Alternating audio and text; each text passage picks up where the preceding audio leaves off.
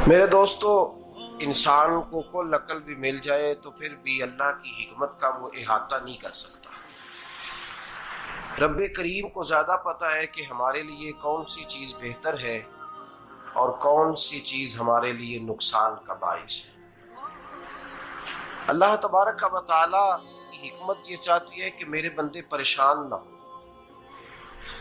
रब ये चाहता है कि मेरे बंदे किसी जगह पे भी दिक्कत और परेशानी का शिकार ना हो। तो अल्लाह तबारक व तआला ने राह एतदाल इख्तियार करने का हुक्म इरशाद फरमाया कि तुम एतदाल के रस्तों पे चलो, मोतदल जिंदगी गुजारो, अफरातो तफरीद से बचो। आज जिस माशरे में हम वक्त गुजार रहे हैं, इस माशरे में हम इस बात को समझने से कासिर हैं कि असल हमारा मसला क्या है। हमारा असल जो मसला है उसकी शनाख्त हमें कैसे होगी और हम फिर उस तक रसाई किस अंदाज में हासिल कर पाएंगे। हम हमेशा अपनी आमदन बढ़ाने के चक्कर में रहते हैं। एक काम और शुरू कर लें, पार्ट टाइम जॉब शुरू कर लें, कोई साइड बिजनेस उसका आगाज कर लें।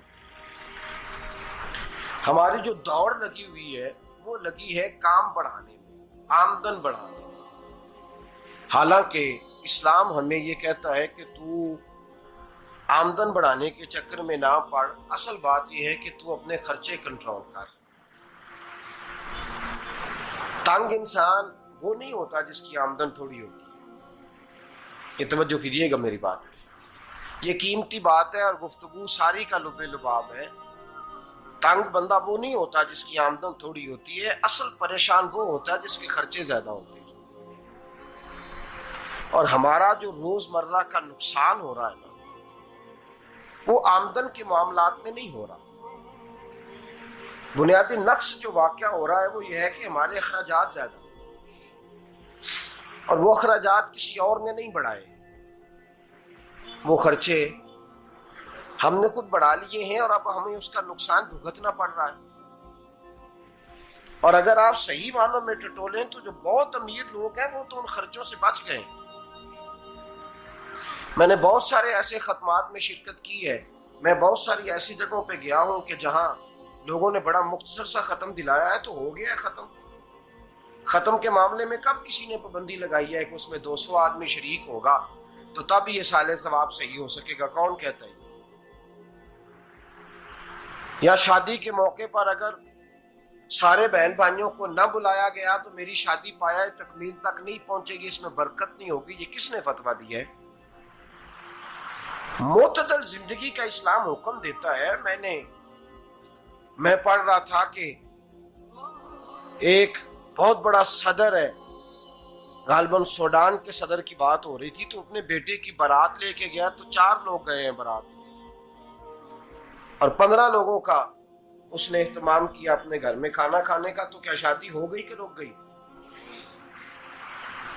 तो भाई राग अलापना इस बात का कि बड़ी परेशानी है, कोई साइड बिजनेस शुरू किया जाए फलान जगह फलान जगह फलान जगह। तो असल मामला ये है कि पहले एक बंदा कमाता है तो फिर भी घर ही चलता है, फिर बड़ा बेटा साथ शामिल होता है तो फिर भी घर ही चलता है, फिर मंझला बेटा शामिल होता है तो फिर भी घर ही चलता है। जो रोना दादाजी रोया करते थे कि बड़ी मुसीबत है, बड़ी मुश्किल है, गाँव में रह अकेले होते थे और वो 5 बच्चों को और 4 बच्चियों को वो पालते थे। तो जो वहां परेशानी थी वही आज परेशानी शहर में आकर पढ़ लिख कर मोटी तनख्वाह लेकर वही परेशानी हमें है। तो मैं जिस नतीजे पे पहुंचा हूं इसको पढ़ के, कुरान मजीद की चंद आयात को देखकर और इस मफहूम की जो हदीसें कुतुब हदीस में पाई जाती हैं और हमारे बुजुर्गों ने हमें जो मिजाज इस हवाले से दिया है, मैं इस नतीजे पे पहुंचा हूं कि मसला आमदन का नहीं, मसला खर्चे का।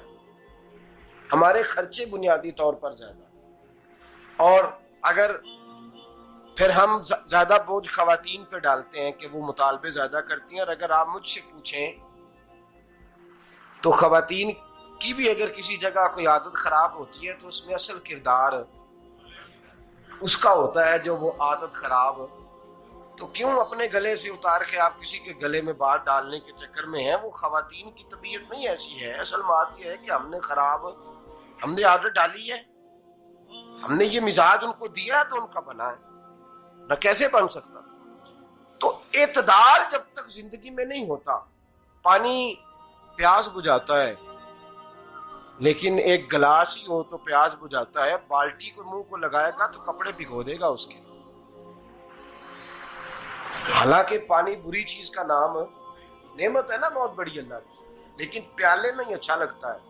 कोई मटका मुंह को लगाएगा तो तंग होगा, प्याला ही बेहतर है उसके लिए।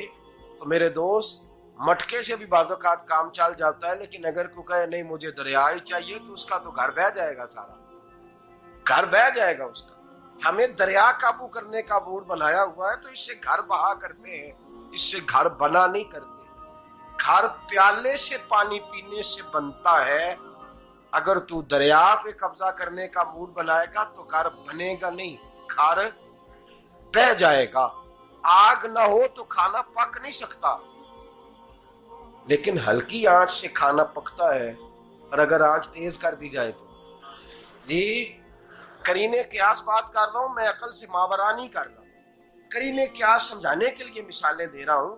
हल्की आंच पे खाना पक जाता है और आग तेज हो तो खाना जल जाता है। तो खाना उतनी देर खाने के काबिल रहता है जब तक वो हल्की आंच पे पकता है। तू जितनी मर्जी तू कहता है नहीं मेरा गुजारे नहीं, आग तेज होनी चाहिए, तो मियां जल जाएगा, जल जाएगा। हवा न मिले तो सांस नहीं आती, ठीक है। ऑक्सीजन ना हो तो सांस, हवा ना चले तो गुजारा नहीं होता। लेकिन अगर तेज चले ना, अगर तेज चले तो आंधी और तूफान बन जाए तो छतें गिरा देती है, जाने ले लेती है।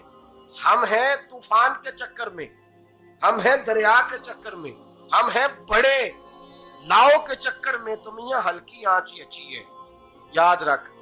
और एक गिलास पानी का एतदाल से मिलता रहे तो वही मिलता रहे, जरूरत के वक्त वही बेहतर है। तू पूरे दरिया पे कब्जा करने का प्रोग्राम ना बना, तंग हो जाएगा।